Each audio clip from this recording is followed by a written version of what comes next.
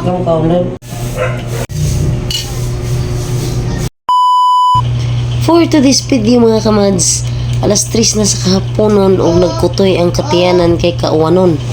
Nagluto ko og sardinas kay perting gutuma.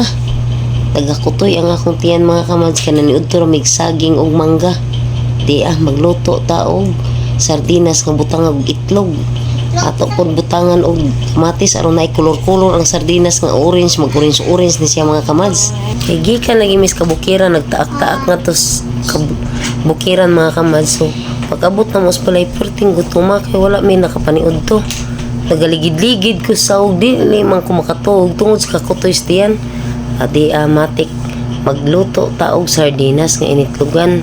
Parisan dayon og buwad nga perting parata matik busog na ning atong katiyanan ron mga kamads. Ato lang ning giling-gilingon nya habwaon isunod dayon natog luto ang buwad nga perting preskuha.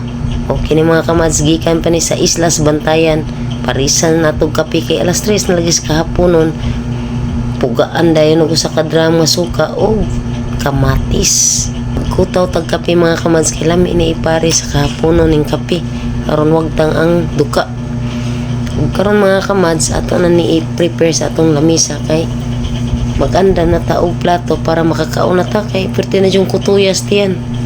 Ug karon mga kamads hab-hab na ta tirada ani kay murag gakurog-kurog na gud ang agi ani mga kamads. Tirada bay.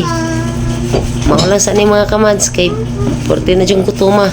Sa sunod na pod nga video mga kamads. Salamat sa pagsubaybay sa akong mga ka-vlogs. Hangtod sa sunod na akong mga videos mga kamads. Amping sa kanunay og sa kanunay na pod nga vlog. Bye!